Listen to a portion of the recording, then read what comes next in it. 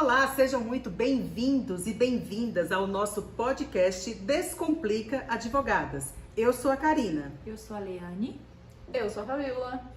Bom, o nosso tema de hoje é casamento, união estável e namoro.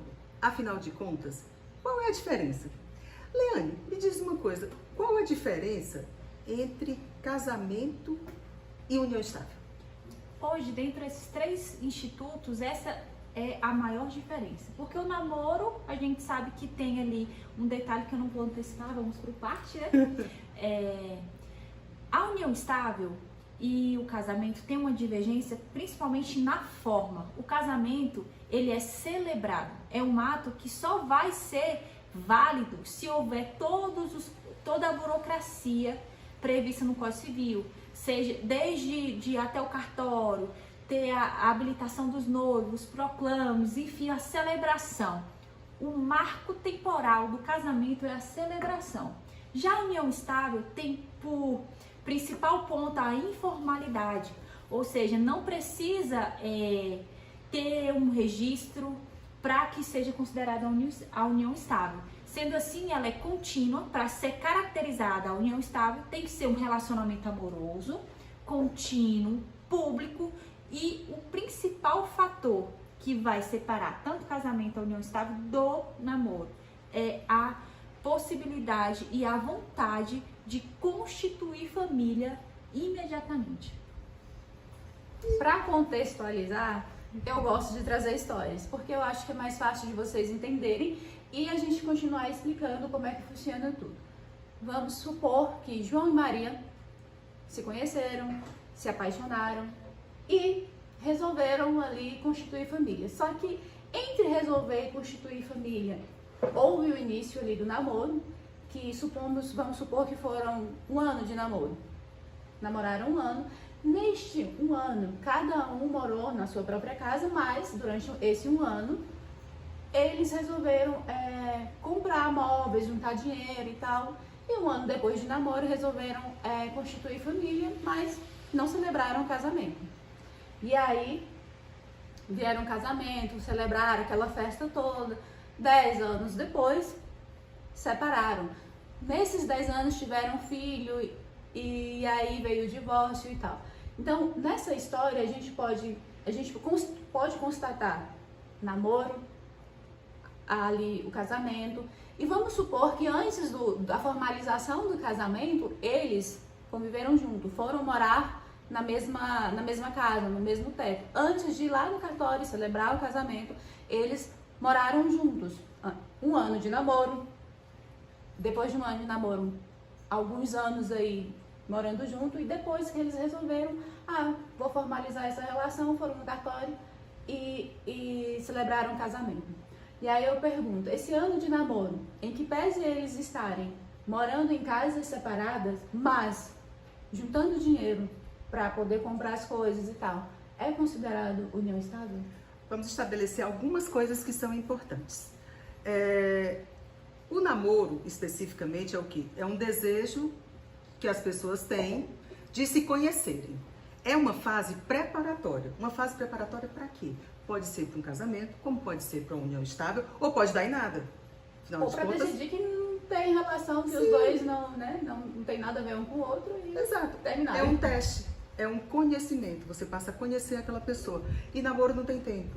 Namoro pode demorar um dia, um mês, um ano, 10 anos, 20 anos, não importa. Tá? Esse que eu acho que é o primeiro ponto que a gente deve levar em consideração. Tempo não é requisito para diferenciar namoro de união estável. Simples assim. Inclusive, tem uma coisa que é engraçada. Às vezes as pessoas namoram e assim, o comum é que assim, a mulher acha que está em união estável e o homem acha que está no namoro. Aí eu lembro daquela música, uma música sertaneja, que fala bem assim, tem 14 anos que a gente namora e ela encaquestou e quer casar agora. 14 anos, mas tá pensando. Não fala assim não, porque eu conheço gente que namora mais de 10 anos e ainda não decide. Mas viu? no contexto da música era só namoro, pelo menos na versão do cara, né? Ela Mas quer aí casar agora. Vem o fator principal, porque não adianta você, como você disse no seu exemplo, a mulher ter o ânimo da união estável e o namorado ter o ânimo de namoro. Como que fica esse estudo? Por que a gente trouxe a diferenciação desse tema? Exato. Por quê? Porque muitas vezes tem essa confusão. E muitas vezes as pessoas fazem essa confusão sem nem se aperceber do que estão fazendo. Quer ver um exemplo? Nós temos que tomar alguns cuidados quando nós estamos no relacionamento namoro. Por conta dessa conexão, a proximidade entre o namoro e a união estável. Nos dias de hoje é muito comum. É uma linha tênue. Né? É muito tênue. Tanto é que daí surgiram inclusive os contratos. Contrato de namoro, que obviamente vocês já devem ter ouvido falar. O contrato de namoro, o que é o contrato de namoro? O contrato de namoro é um contrato em que as partes, detalhe, homem, mulher, mulher com mulher, homem com homem, não interessa, nós não temos mais diferenciação das pessoas, as partes, as pessoas decidem que naquele momento elas estão em namoro, estão namorando. E aí você faz um contrato de namoro. Para que não tenha aquele problema de lá no futuro, não, mas a gente tinha união estável. Para afastar, né? Para afastar a união estável. E detalhe, como a união estável é um estado, é uma relação fática, um fato, né? O que acontece? Por que muita gente critica o contrato de namoro? Porque muitas pessoas insistem em fazer contrato de namoro quando, na verdade, aquela relação é de união estável. Então, pelo fato da união estável ser uma relação fática, muitas vezes esta tentativa, o tiro sai pela culatra. Por quê? Não vai vingar. Aquele contrato de namoro não vai ser válido. Porque já estava vivendo, a pessoa ela coloca no status dela lá no Instagram ou no Facebook, coloca lá um coração, um cadeadinho. Não, em relacionamento fixo, né? Era mais no Facebook, né, que tinha esse negócio que você dizia, né? Estava em relacionamento sério. Pois é. Então, o que acontece? Você vai fazer uma série de coisas. Tem outras coisas mais que as pessoas fazem, por exemplo. Às vezes, um namorado tem um plano de saúde muito bom na empresa. E aí resolve pegar a namorada e colocar. Só que para colocar no plano de saúde, ele tem que dizer que está em união estável. E isso é um problema terrível, porque a pessoa faz numa intenção, só que ela esquece das consequências. Então, o que a gente deve sempre ter cuidado é o quê? Com as consequências dos nossos atos. Então, o namoro, em regra, ele não vai trazer nenhuma consequência jurídica. Já a união estável tem consequências. Já o casamento tem consequências. E outro ponto que é pra gente diferenciar, registrou aquele contrato de namoro, né, e a união estável normalmente é feita por escritura pública ou contrato de convivência, né? Pra gente conseguir ali não ter essa duplicidade, uma dupla interpretação, aquela pessoa que faz um contrato de namoro para se assegurar, principalmente com relação a uma partilha de bens ou uma divisão de bens no futuro, ela tem que, vou registrar aqui como contrato de namoro e tá sempre renovando. Porque esse é o ponto. Se você fez um contrato de namoro, mas você não renovou, não dá para você saber o marco que se instaurou a união estável. Então você precisa estar renovando o contrato de namoro para deixar tudo muito claro. Mas talvez seria interessante colocar data nesse contrato de namoro. Por exemplo, eu tenho intenção de namorar por uns 2 anos. Então, ainda que alguma coisa aconteça, 2 anos é o prazo, né, desse contrato. 2 anos depois, chegou a data, eu continuo querendo continuar esse namoro, vou prorrogar. Ou não, casamento, né? O contrato se encerra aqui, a partir de agora a gente vai celebrar o casamento em si, né? Para poder... uma outra opção que é a mais, assim... assertiva. A que eu entendo a mais segura, a depender do ponto de vista, seria o quê? A pessoa já definir no contrato de namoro dela que, caso esse namoro se torne uma união estável, eu já defino o regime de bens que vai ser adotado nessa união estável. Por quê? Isso é um detalhe muito importante. Na união estável, por ser uma união de fato, como você falou, pode ser registrado no cartório, pode ser feito até uma união estável particular, um contrato de união estável particular, mas pode ser feito nada, que é o que normalmente acontece. Reconhecimento e dissolução da união estável, judicialmente. Mas isso aí é no judicial, mas isso. Assim, a vida não é assim. Sim. Como é que funciona a vida? A vida é o seguinte, Ninguém se programa nada, né? João e Maria estavam namorando. João e Maria passaram a morar juntos. E aí, João e Maria, no âmbito da família, dos amigos, João e Maria começam a apresentar: essa aqui é minha esposa, esse aqui é meu marido. Essa é minha mulher. Exato. Essa é minha mulher, minha companheira. Várias formas. Com isso, você percebe que aquele namoro mudou de patamar. Evoluiu. Ele evoluiu. Hoje ele é uma união estável. E não é comum que as pessoas, quando mudam esse status que ela está para a sociedade, não é comum que elas resolvam ir até um cartório registrar. E o fato delas não registrarem não significa que a união estável não foi constituída. Perfeito. Isso é importante. No interior a gente costuma dizer que amigado com fé, casado é. Amigado com fé, casado é. Legal, legal. Isso aí é muito interessante. É isso mesmo, simples assim, né? E dessa interpretação a gente consegue entender então que o marco, a diferenciação entre namoro e união estável é justamente o instituto, o ânimo de querer fazer contrair, né, uma família a partir de agora, estar com aquela pessoa e ter uma família. Dessa forma, quando a gente faz o contrato de namoro, que a gente faz aquela renovação para não ter o risco de falar, não, aqui, desde quando? Qual foi o marco temporal para a união estável? Por isso que a gente fala na renovação. Muitas vezes é aquilo que a Karina falou, a gente deixa de registrar quando do namoro passou a ser união estável. E tem um risco, tem a circunstância, a gente não sabe se aquele namoro que evoluiu para união estável, evoluiu para um casamento, vai ser eterno. Exato. E aí, gente, qual é a questão? Por que a gente querer saber todas essas diferenças? Qual é a implicação que tem na minha vida, na sua vida, na vida das pessoas que estão aqui nos assistindo? Responsabilidades, direitos e deveres. Afeto e patrimônio. Com certeza. Principal fator. Patrimônio é um fator. A própria relação familiar, porque nós temos o quê? A família, ela é formada por duas pessoas, né? Que podem ter filhos ou não. Não deixa de ser família, né? Sempre, tudo da família. Podem viver juntos ou não. Exato. Quando você fala viver junto na mesma casa, não faz diferença se moram em casas separadas. O que importa é o intuito de constituir família. Entender que aquela relação vivenciada é uma relação de afeto de família. Envolve afeto.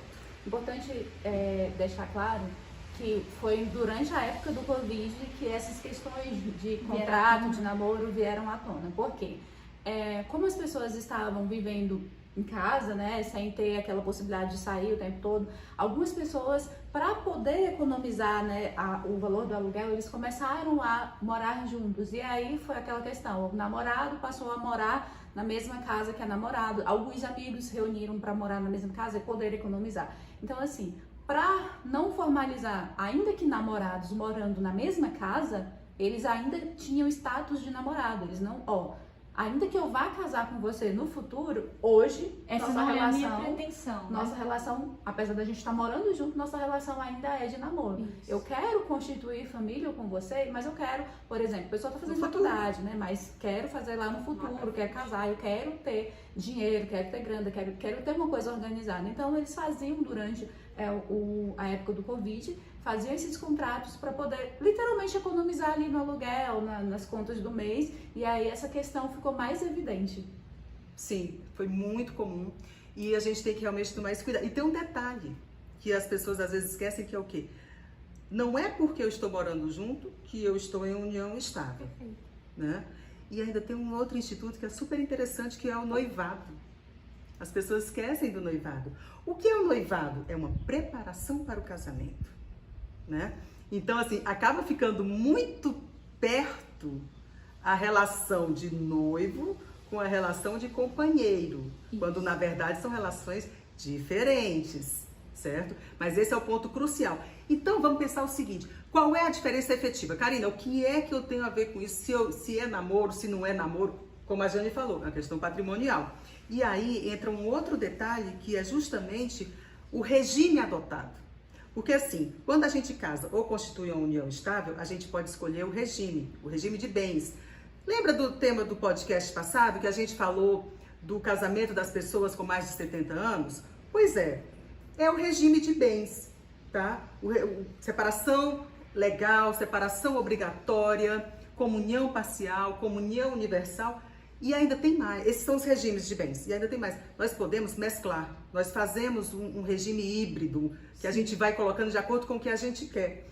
Então, a diferença crucial que nós temos entre, e aí, regime de bens só se aplica aqui, à união estável ou ao casamento. Lembra que namoro não tem regime de bens, porque não tem impacto patrimonial. E partindo dessa premissa, a gente coloca em pauta também a importância de saber a diferença desses institutos, não só na esfera de bens, né, a serem partilhados, mas principalmente quanto aos direitos. Se lá na frente teve uma união estável, um casamento, incube a parte que separar, que divorciar, pagar alimentos para a esposa, tem o direito de, não só com relação aos bens patrimoniais, mas alimentos, pensão, se houver filhos, a própria partilha de bens. Então, tem todo um envolvimento que ela não se limita apenas a partilhas de bens. O ponto crucial entre namoro e união estável, que fica ali uma certa dúvida, porque o que fica mais próximo do instituto do outro, casamento, é muito claro, né? É celebrado, é o ato mais solene do Código Civil. Já a união estável e o namoro, por ser informal, traz essas divergências e essas dúvidas. E sendo assim, diz pra mim quais são as formas de união estável? De formalizar a união estável, exatamente. Nós podemos formalizar a união estável de várias formas. Um documento particular, entre partes. Contrato de convivência. Um contrato de convivência. Lembrando que esse acaba não sendo o melhor. Tem validade jurídica, tudo perfeito. Mas o mais aspas é o amigado com fé. E ainda registrou, né? Entre eles, mas registrou. E a outra opção que nós temos é o registro formal, que hoje pode ser feito tanto no cartório de notas como no cartório de registro civil.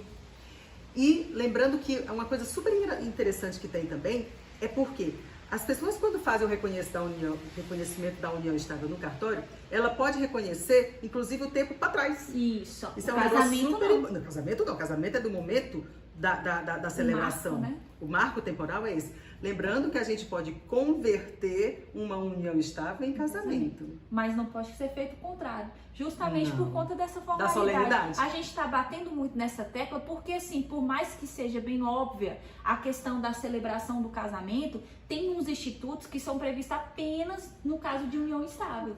Mas essa questão, algumas pessoas já fazem isso, já fizeram. Eu conheço pessoas que fizeram isso, que foram lá, queriam partilhar os bens. E aí, em vez de pedir a conversão, eles foram lá, foram ao cartório, fizeram o divórcio e passaram a viver união estável. Porque é possível também. Sim. Mas aí lembrar, se você começar a viver união estável depois do seu divórcio, eu digo começar a viver união estável com a mesma pessoa, tá? Você é casado, foi ao cartório, divorciou, fez o divórcio, tudo certinho, cartório, mas continuou convivendo com aquela pessoa, assim, informalmente, ou seja, sem falar pra ninguém. Ninguém sabe, inclusive ninguém sabe que você se separou. Então, assim, se você se separou, fez a partilha de bens tudo certinho e continuou convivendo com a mesma pessoa dentro do mesmo teto em união estável e não falou nada pra ninguém, o regime que vai vigorar é a separação do regime da comunhão parcial de bens. Que é interessante a gente deixar isso bem pontuado. Exatamente. Outro ponto que agora me trouxe à tona foi essa repercussão do caso no Big Brother Brasil, né? Que o pessoal questionou aquele marco. Quando que o Lucas, quando saiu, porque assim, a mulher dele, eu não me recordo o nome agora, mas a mulher dele falou em rede nacional que eles são casados, né? E falou em rede nacional que não mais iria manter o casamento, estava encerrando ali. Então era o quê? Uma separação de fato. Não houve um divórcio, mas isso não invalida os atos daqui para frente, porque o marco do divórcio para estabelecer ali a partilha de bens é justamente a separação de fato, não propriamente o divórcio. Então, nesse caso, depois que ela se expôs, que apareceu na internet, ela veio ganhar muito dinheiro. E o questionamento foi o seguinte: e aí, o Lucas ainda está casado no papel, como dizem, né? Com ela, acho que é Camila o nome dela. E na hora de partilhar, vai entrar como bem a ser partilhado tudo que ela adquiriu nesse período em que ela considerou e deixou bem claro para todos que eles haviam separado de fato, existem algumas interpretações dúbias, mas ao meu ver não, justamente fundamentando com base nessa questão da separação de fato. A separação de fato, ela põe fim ao regime de bens. E só para completar a fala da doutora Leane. Mas o que acontece? Eu ainda acho que, apesar de colocar o regime de bens por fim, a separação de fato por fim ao regime de bens, ela ainda ganhou vários, né, dinheiro, alguns valores, eu não sei, a mídia que tá falando, né, que ela ganhou alguns trocados, vários trocados em relação a isso. Mas o que ela ganhou foi em razão da exposição ele, né, possa conseguir alguma coisa porque ela tá ganhando dinheiro em razão do fato dele estar lá dentro. Há controvérsias, né? Na verdade, isso, né, o que acontece? Assim. Isso aí é uma discussão muito séria que se tem, por quê? A separação de fato não põe fim ao casamento, mas ela põe fim ao regime de bens.